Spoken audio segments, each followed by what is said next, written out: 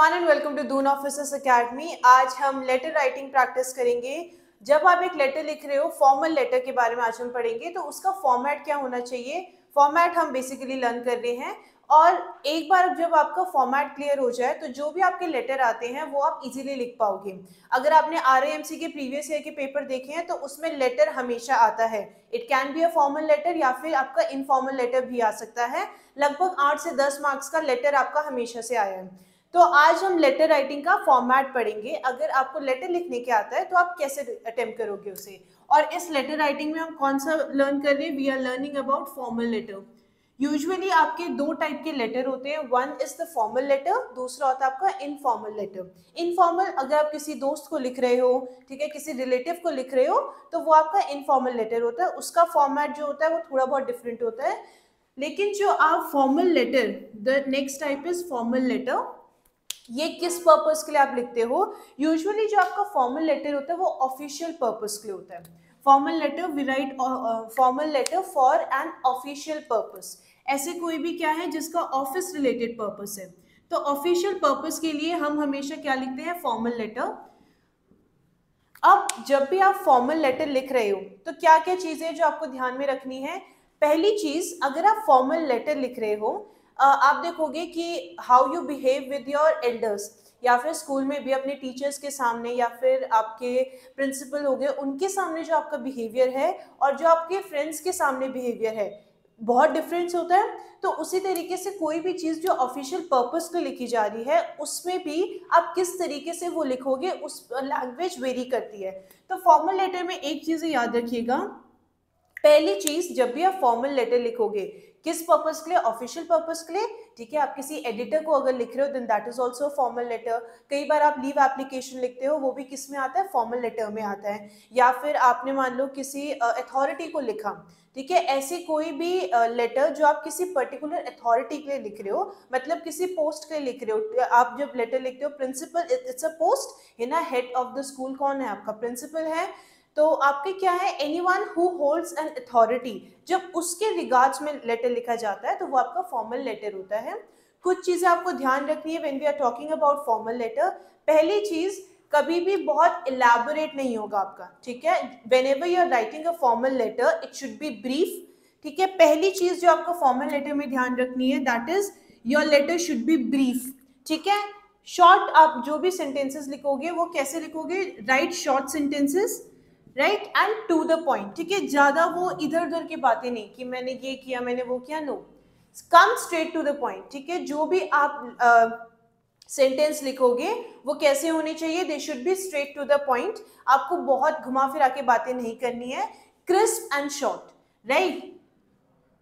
Firstly it should be to the point. कोई भी अगर आपने बात बोली है वो आपकी क्या है, जितने आप उसको टू द पॉइंट रखिए, छोटे सेंटेंसेस बनाइए। और आपके क्या है, लेटर जब भी आप लिखोगे बहुत ज्यादा लंबा लेटर नहीं होता। ऐसे नहीं होगा वो 1 या 2 पेज का लेटर आप लिख रहे हो। ट्राई करो कि पूरा फॉर्मेट जो भी है वो 1 पेज में आप कंक्लूड करो। और फॉर्मल लेटर जो है, ऐसे नहीं आपको सिर्फ एग्जाम के पॉइंट ऑफ व्यू से, पर जैसे जैसे once you will pass out of your school, तो उसके बाद भी अगर बहुत सारी चीजें जो आप लाइफ में करोगे उसमें आपको ऐसे कभी ना कभी जरूरत पड़ेगी फॉर्मल लेटर की। और एक और चीज, इंग्लिश में या हिंदी लैंग्वेज में आप जब पत्र भी लिख रहे हो या लेटर लिख रहे हो तो उसमें चेंजेस आते रहते हैं, ठीक है। ये छोटे छोटे चेंजेस क्या हैं ये भी हम फॉर्मेट में भी कवर करेंगे। तो हम क्या बात कर रहे हैं कि आप जब भी लेटर लिखोगे तो क्या क्या चीज आपको याद रखनी है। पहली, इट शुड बी ब्रीफ, बहुत लंबा चौड़ा आपको लेटर नहीं लिखना है। और अगर आपको ब्रीफ रखना है, if you want to keep the letter brief, तो आपको क्या करना चाहिए, टू द पॉइंट बात करोगे आप। बहुत ज्यादा आपको लंबे लंबे सेंटेंस नहीं बनाने, वहां पे आप एंड लगा के या एज वेल एज करके बहुत लंबे सेंटेंस खींच रहे हो, नॉट रिक्वायर्ड, ठीक है। Short and to the point. दूसरी चीज, whenever you write a formal letter, just keep in mind that use of first person pronoun, ठीक है। जो आपके फर्स्ट पर्सन प्रोनाउन होते हैं उनका कम से कम यूज करो। ऐसा नहीं है कि आप बिल्कुल यूज नहीं करोगे, पर वो क्या होने चाहिए, कम से कम। अभी जब हम बॉडी पार्ट पढ़ेंगे, ठीक है, एक बार हम जब फॉर्मेट पढ़ेंगे तो उसमें एक पार्ट आता है जिसमें आपको लेटर की बॉडी लिखनी होती है कि लेटर में क्या चीज़ें होनी चाहिए। उसमें पहला आपका इंट्रोडक्शन आता है। तो अब जब आप इंट्रोड्यूस कर रहे हो तो बहुत हाई चांसेस है उसमें आप आई लिखोगे ना, I so and so of this class, या फिर कोई भी अगर आपको लेटर में ऑलरेडी गिवन है कि कोई आप अथॉरिटी होल्ड करते हो या कोई पोस्ट है आपकी, इट कैन बी मॉनिटर, ठीक है, और it can be a head of any organisation. तो अकॉर्डिंग टू दैट आप अपने आप को इंट्रोड्यूस करोगे, ठीक है। तो इंट्रोडक्शन आप यूजुअली किससे करोगे? फर्स्ट पर्सन प्रोनाउन से, लेकिन जितना ज्यादा हो सके उतना come first person pronoun use करो, ठीक है। So the use of first person pronoun should be minimum. ये नहीं कह रहे बिल्कुल भी आप यूज नहीं करोगे, बट कम से कम इस्तेमाल करोगे। तो फर्स्ट पर्सन प्रोनाउन आई ये सब हो गए, वो आप कम यूज करोगे, ठीक है। सेकेंडली इसके बाद और क्या चीजें आपको याद रखनी है? अब देखो किस पर्पस के लिए रखा जा रही है, ऑफिशियल पर्पस के लिए। देखो official purpose it can be anything. जैसे आपने कभी लेटर लिखा होगा कि आपके एरिया में डेंगू बहुत ज़्यादा फैल रहा है या मलेरिया बहुत ज़्यादा फैल रहा है, तो आपने क्या किया, लेटर लिखा है। तब भी आप, तो बेसिकली जब बहुत सारी अथॉरिटी को आप लेटर लिखते हो, आप क्या कर रहे हो, you are seeking a solution, ठीक है, एक सोल्यूशन आप सीख कर रहे हो। But when you are writing a letter to the editor, newspaper के किसी एडिटर को if you are writing a letter, then आप कभी उससे सोल्यूशन सीख नहीं करोगे। ऐसे नहीं बोलोगे कि भाई एडिटर को लिख रहे हो कि भाई मेरी ये प्रॉब्लम जो है ये क्योंकि मतलब बहुत क्रिटिकल स्टेज पे हूँ मैं, that is why I want this problem to be solve. And editor is not responsible to solve your problem. Editor can only voice your they can only voice your problem कि भाई इस particular इंसान के इस particular society में ये problem है। तो वो बहुत ज्यादा मासेस से आपकी जो भी आवाज है वो पहुंचाने का काम करेगा। तो एडिटर को if anytime you are writing a letter to the editor, do not seek any solution from the editor। ऐसे नहीं आप एडिटर को बोलो कि भाई इस मेरी प्रॉब्लम का समाधान आप ही करोगे, नहीं। एडिटर जो होता है, if you are writing the letter, किसको लिख रहे हो, if you are writing a letter to the editor, please do not seek any solution, we don't do that, ठीक है। We don't seek solution from the editor, right. तो ये कुछ दो तीन चीजें जो आपको याद रखनी है। Now we will learn about the format of formal letter writing. अभी मैं सिर्फ और सिर्फ फॉर्मल लेटर राइटिंग कवर करवा रही हूँ। Next we will learn about informal letter also. ऐसी कोई गारंटी नहीं है कि सिर्फ आपका फॉर्मल ही आएगा, फॉर्मल भी आता है आपका, कभी इनफॉर्मल भी आ जाता है, और कम से कम 10 मार्क्स में तो ये आता ही है, कई बार 8 मार्क्स को आ जाता है। पर मोस्टली अगर आप प्रीवियस ईयर के पेपर देखोगे वो आपके लगभग 10 में तो आया ही है। तो 8 से 10 एक ब्रैकेट मान के चलो आप नंबर का। नाउ शुरू कैसे करोगे आप letter? So you will start the letter by the sender's address. अब सेंडर कौन हुआ? The one who is writing the letter. Sender कौन है? The one who is writing the letter. जो लेटर लिख रहा है उसका एड्रेस पहले आता है। सेंडर एंड रिसीवर, ठीक है। सेंडर जो भेज रहा है, टू सेंड समथिंग का मतलब क्या हुआ, किसी को भेजना, और सेंडर का मतलब है जो लेटर लिखेगा वही तो भेजेगा। तो sender is the person who is writing the letter. So here you will write the sender's address, मतलब जो लेटर लिख रहा है उसका एड्रेस आएगा। फॉर एग्जाम्पल अगर मैं किसी को लेटर लिख रही हूँ, मैं क्योंकि स्कूल में मोस्टली हम लीव एप्लीकेशन लिखते हैं, तो इस पर्पस के लिए मैं एक लीव एप्लीकेशन का एग्जांपल लिख रही हूँ। तो अगर sender's address, I am the one who is writing the letter, तो I will write my address, ठीक है। जो आपका सेंडर्स एड्रेस है, मैं अपने जो भी मेरा एड्रेस है वो मैं लिखूंगी। अच्छा एक और चीज, we follow the margin. Paper देखते हो ना आप, पेपर में एक साइड मार्जिन बनी होती है, वो रेड कलर वाली मार्जिन होती है, जरूरी नहीं है रेड हो, पर यूजुअली आपकी रेड कलर की एक आपकी मार्जिन बनी हुई होती है ना, तो उस मार्जिन के ही अकॉर्डिंग, आगे पीछे नहीं। पहले जब आप लेटर लिखते थे ना तो आप इस साइड सेंडर्स एड्रेस लिखते थे, है ना। For example right now I have written the sender's address on my right hand side, लेकिन पहले के टाइम पे लेफ्ट हैंड साइड पे टॉप पे सेंडर का एड्रेस आता था। अब हम ये नहीं फॉलो करते हैं, अब हम एक ही मार्जिन के साइड में पूरा लेटर लिखते हैं, ठीक है। भले वो आपका कोट करना, आपको कंक्लूड करना है या फिर आपको थैंक यू बोलना है, जो भी करना है वो हमेशा किस साइड आएगा। अब देखो क्योंकि मैं बोर्ड के अकॉर्डिंग बोल रही हूँ, that should be my right hand side, ठीक है। राइट हैंड साइड पे ही मैं सब कुछ लिखूंगी, राइट। तो sender's address, the one who is sending the address, ठीक है, sending the letter. Sender's address, sender कौन हुआ? The person sending the letter,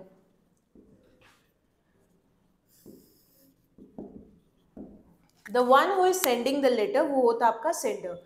अब क्या करोगे, इसके बाद यू राइट द डेट, ठीक है, आप डेट लिखते हो। आप क्या लिखोगे, डेट लिखोगे। फॉर एग्जाम्पल अभी मान लो जैसे कि 28 नवंबर है सपोज, और हाँ जब भी आप डेट लिखोगे ना, there is a specific format of writing the date, ठीक है। एक और चीज, आपके जो फॉर्मेट होता है, जो आपके लेटर का फॉर्मेट होता है और जो आपने बीच में बॉडी पार्ट लिखा है लेटर का, उन दोनों की मार्किंग अलग होती है, ठीक है। तो फॉर्मेट जब भी आप लिख रहे हो, अगर फॉर्मेट में गलती है तो आपके मार्क्स कट होंगे। तो एटलीस्ट ये ट्राई करो कि आपके फॉर्मेट में कोई गलती नहीं हो। पहली चीज क्या है, सेंडर्स एड्रेस जिसने लिखा, then you will leave a line. अगर आपको ब्लैंक पेज मिला है तो आप क्या करोगे, थोड़ा सा स्पेस छोड़ दोगे, just to represent as if आपने एक सेंडर्स एड्रेस लिखा, थोड़ा सा स्पेस छोड़ा, तब आप क्या लिखोगे, date. Now what is the format of writing a correct date. अगर मैं बोलती हूँ टुडे इज 28 29 जो भी है, एक तो ये आपका फॉर्मेट है, ठीक है, जैसे कि आप अपने उसमें लिखते हो, नोटबुक में भी कई बार ऊपर लिखते हो। अच्छा एक और चीज, इट्स ऑलवेज नोटबुक। बहुत सारे बच्चे बोलते हैं ना मेरी कॉपी दे दो, नो, इट इज नोटबुक, ठीक है, जिसमें आप लिख रहे हो, आंसर लिखते हो ना, दैट इज योर नोटबुक। तो एक तो फॉर्मेट ये हो गया, दूसरा हो गया आपका 28 नवंबर 22, ठीक है।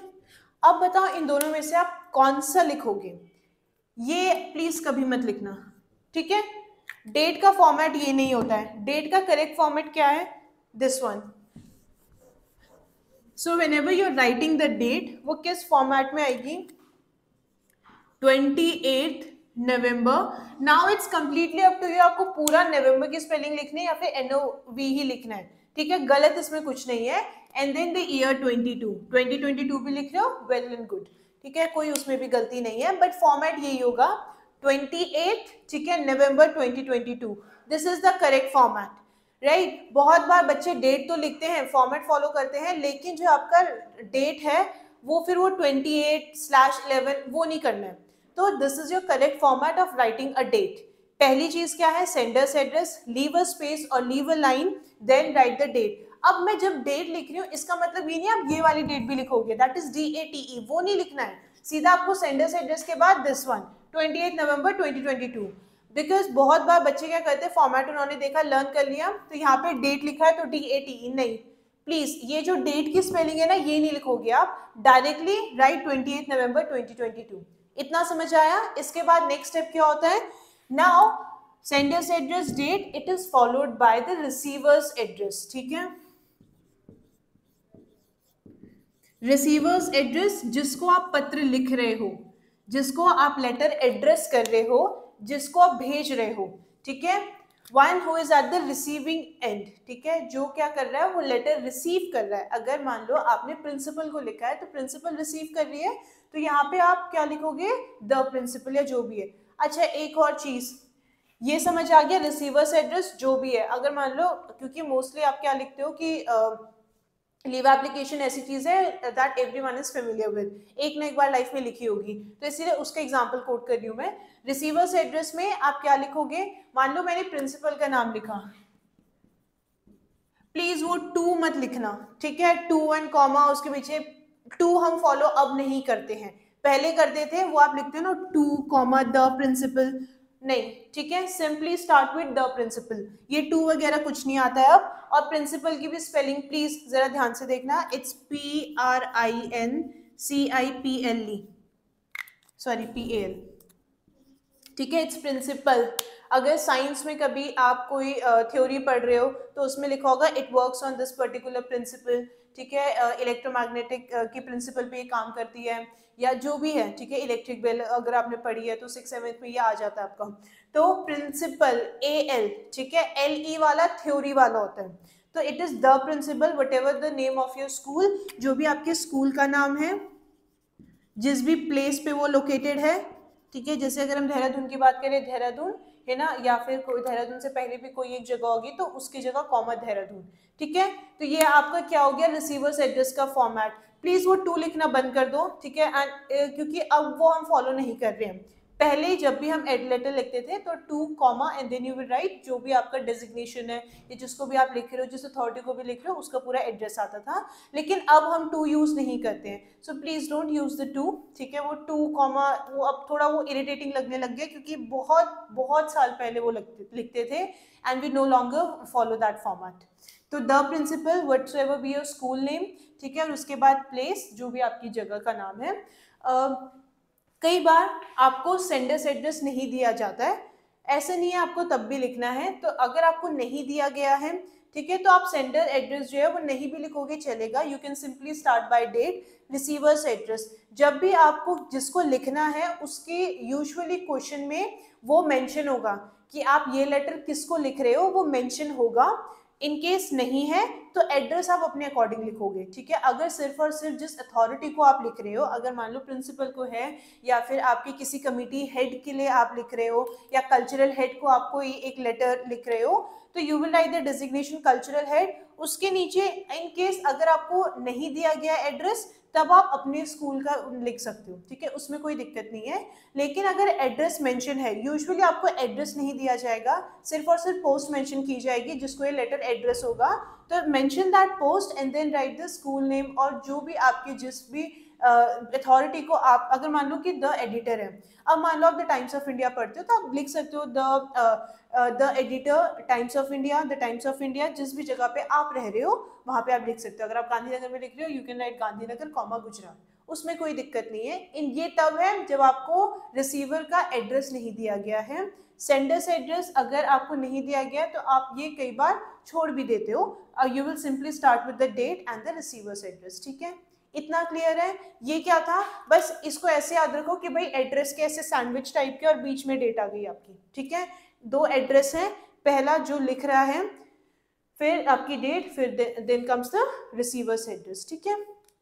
अब क्या होता है इसके बाद,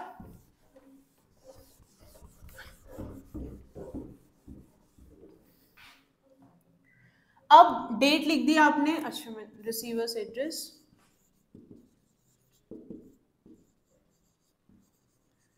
रिसीवर्स एड्रेस के बाद आप जिसको लिख रहे हो, ठीक है। वैसे हम हमेशा रिस्पेक्टेड सर, रिस्पेक्टेड मैम लिखते हैं, लेकिन अब हमने क्या लिखना स्टार्ट कर दिया, dear sir hyphen dear ma'am, ठीक है, सॉरी स्लैश। तो फिर डियर सर स्लैश मैम। अगर आपने रिस्पेक्टेड भी लिखा है वो कुछ गलत नहीं है, पर अब जो हम फॉलो कर रहे हैं न्यू पैटर्न के according, it's always dear sir dear ma'am, ठीक है। रिसीवर्स एड्रेस आपने लिख दिया, you leave one line then you write dear sir और डियर मैम, ठीक है। अगर आपको मेंशन है कि जेंडर मेंशन है, आपको पता है, तब आप लिख सकते हो मैम या सर अकॉर्डिंग टू दैट। पर इन केस नहीं मेंशन किया तब आप सर स्लैश मैम लिखते हो, ठीक है। ये आपने लिख दिया। अब now again leave a line. इसके बाद आपका आता है बॉडी पार्ट, मतलब आप लेटर में क्या क्या चीजें मेंशन करोगे। अब आपने क्या करना है इसके बाद, बॉडी पार्ट। अब बॉडी पार्ट में ना 3 चीजें आती है। कौन कौन सी है ये 3 चीजें? पहली चीज, आप ये लेटर कौन है जो लिख रहा है, ठीक है, ये लेटर जिसने लिखा वो कौन है। तो आप भाई अगर आपको किसी को बताना है कि तुम कौन हो, इंट्रोड्यूस करते हो ना, तो you start the letter by the introduction part. आप क्या कर रहे हो, इंट्रोड्यूस कर रहे हो, कौन हो। अगर मैं किसी स्कूल में लिख रही हूँ और अगर मान लो मैं चाहती हूँ कि मैं किसी कंपटीशन में पार्टिसिपेट करूँ, या मेरी क्लास का एक पर्टिकुलर एक हमने टीम बनाई है जो किसी भी कंपटीशन में वो पार्टिसिपेट करना चाहते, तो I will introduce my self कि मैं किस अथॉरिटी से या मैं किस पोजिशन से लेटर लिख रही हूँ। क्यों? क्योंकि मैं पूरी क्लास के लिख रही हूँ। तो से for example I am the monitor, ठीक है, तो I will right I so and सो, जो भी आपको नाम है। अगर आपको क्वेश्चन में नाम नहीं दिया गया है कि आपका नाम क्या है, बहुत बार क्वेश्चन में दिखाते you are so and so, या हेड, या फिर जो भी पोजीशन है वो ऑलरेडी मेंशन होती है, बट इन केस नहीं है तो आप अपना नाम लिख सकते हो, ठीक है। I so and so the monitor of class, जो भी है 5th 6th 7th 8th 9th जो भी, ठीक है, आपकी क्लास, वो इधर मेंशन होगा, ठीक है, नहीं मेंशन होगा तो आप अपने अकॉर्डिंग लिखोगे। तो इंट्रोडक्शन पार्ट में यू इंट्रोड्यूस कि भाई आप कौन हो जो लेटर लिख रहे हो, है ना। क्योंकि पर्सनली अगर आप किसी को लेटर लिख रहे हो, पर्सनली वो आपको नहीं जानते, तो पहली चीज क्या है, you will introduce yourself. One, you have introduce yourself, तो आप क्या करोगे, किस लिए लेटर लिख रहे हो, द रीजन, और जब भी आप रीजन लिखोगे ना उसमें 2-3 चीजें मेंशन करो कि पूरी डिटेल आपने बता दी कि भाई क्यों लेटर लिख रहे हैं, आपकी क्या समस्या है, क्या आप चाह रहे हैं सामने वाले से कि ये चीज होनी चाहिए, ये अभी तक नहीं हुई है। तो पूरी डिटेल आप मेंशन करोगे और ब्रीफ में लिखोगे आप। स्टार्टिंग में क्या बोला गया है कि लेटर जब भी आप लिखते हो हमेशा ब्रीफ में लिखते हो, ठीक है। बहुत लंबे चौड़े पॉइंट नहीं लिखने हैं, वो इतना एक सेंटेंस को बच्चे 2-3 लाइन में खींचते हैं, not required. Right short and crisp, ठीक है। टू द पॉइंट बात करो, छोटे छोटे सेंटेंस लिखो, इससे क्या होगा लेटर आपका बहुत बड़ा नहीं होगा, राइट। तो so you have to write the reason और the purpose of writing the letter, भाई किस वजह से आपने वो लेटर लिखा, ठीक है। रीजन या इसी को हम क्या बोल सकते हैं, the purpose of writing the letter, क्यों लिखा आपने वो लेटर। उसके बाद कंक्लूजन कि आप क्या चाह रहे हो, भाई मेरी ये समस्या है, ये दिक्कतें मुझे आ रही हैं, तो आपको चाहिए क्या उनसे, है ना। आप क्या चाह रहे हो कि क्या काम हो जाए, कि आपकी जो भी प्रॉब्लम है वो सॉर्ट हो जाए, तो यू कंक्लूड, ठीक है। तो ऑलमोस्ट 3 चीजें होती है। First is the introductory paragraph, जिसमें आप खुद को इंट्रोड्यूस करते हो कि आप कौन हो जो लेटर लिख रहे हो। It is followed by the reason you are writing the letter, where you have to put down all the details. अगर कोई ऐसे relevant, अब details का मतलब ये नहीं कि इधर उधर की आप सारी details डाल रहे हो, relevant details, ऐसी कोई भी चीज़ है जो relevant हो, जो आपकी दिक्कत है, जो आपकी problem है उससे related हो। It should be followed by the details, and please always remember write a formal letter in brief. बहुत लंबा चौड़ा लेटर नहीं लिखना है। अगर आपको डिटेल्स भी मेंशन करनी है तो आपने क्या किया, कई बार लोग क्या करते हैं सेंटेंस ना बना के the following are the details mention below, venue लिख दिया या जगह का नाम लिख दिया या जो भी है, ठीक है। 1-2 अगर ऐसे पॉइंट है वो आप लिख सकते हो, and then at the end you conclude it कि मैं आपसे ये चाह रहा हूँ या फिर ये चीज समस्या है कि इसको इस तरीके से आप सॉल्व करो, तो वो कंक्लूजन पैराग्राफ भी होना चाहिए, ठीक है। तो बॉडी पार्ट में हमेशा 3 चीजें होती है। First is your introduction, first paragraph is always your introductory part. अब इंट्रोडक्शन में ये नहीं है कि आप बैठ के अपने मम्मी पापा घर सबके नाम बता रहे हो, नहीं, अपने आप को इंट्रोड्यूस करना है, आपकी क्या अथॉरिटी है कि आप ये वाले लेटर लिख रहे हो, दैट्स इट, ठीक है। ज्यादा से ज्यादा 2 लाइन, नहीं तो 1 लाइन में आप कंक्लूड कर सकते हो। For example, I am Ankita, the class monitor of class 8th, ठीक है। 1 लाइन में शॉर्ट एंड क्रिस्प बात मेरी हो गई, ठीक है। अगर आपको बहुत ज्यादा मतलब है कि भाई मेरे को और इंट्रोड्यूस करना है, 2 लाइन मैक्सिमम, इससे ज्यादा मत लिखो। फिर आपका आता है रीजन। अब डिटेल्स क्योंकि ऐसी है, कई बार वो 4-5 लाइन हो जाती है, कोई दिक्कत नहीं है, पर रेलेवेंट डिटेल्स, ठीक है। आलतू फालतू की प्लीज कोई डिटेल्स मत डालो, बेफालतू में वो इतना लंबा लेटर हो जाता है कि जो पढ़ रहा है वो अपना इंटरेस्ट लूज करने लगता है। तो टू द पॉइंट बात करो, छोटे छोटे आप सेंटेंस बनाओ, ठीक है, और उससे आप बहुत आराम से मैक्सिमम 3-4 लाइन में आपका पूरा ये रीजन वाला पार्ट हो जाता है।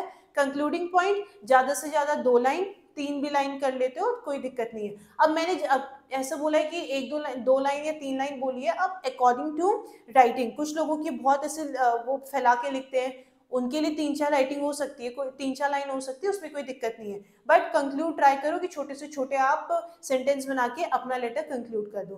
तो ये आपका क्या हो गया, बॉडी पार्ट, ठीक है। इतनी चीजें समझ आ गई। अब आप एंड कर रहे हो लेटर, है ना, आपने एक बार अपनी बात बता दी, तो आप एंड करोगे, कैसे करोगे। अगेन लीव अ लाइन, ठीक है, ब्लैंक पेज दिया तो एक स्पेस छोड़ दो, थोड़ा सा स्पेस छोड़ दो। Then thanking you. अब आजकल जो लेटर लिख रहे हैं ना उसमें कई बार थैंकिंग यू नहीं लिखते हो या थैंक यू नहीं लिखते हो, नहीं भी लिखोगे चल जाएगा, पर ये फॉर्मेट में अगर आप थैंकिंग यू लिखते हो तो इट इज नॉट रॉन्ग। अब आजकल जो लेटर लिख रहे हो उसमें थैंक यू या थैंकिंग यू नहीं लिखा जाता यूजुअली, पर अगर आप लिखते भी हो कोई दिक्कत नहीं है, ठीक है। इसके बाद again leave a line and it is always yours. Please ये एक चीज याद रखिएगा, जब भी हम पर्सनल प्रोनाउन की बात करते हैं ना उसको आप if you have personal pronoun है ना, पोजेसिव प्रोनाउन जो है, सॉरी पोजेसिव प्रोनाउन है, yours is a possessive pronoun, तो योर्स में कभी भी हम एपिस्ट्रॉफी नहीं लगाते। तो बहुत सारे बच्चे ये करते हैं,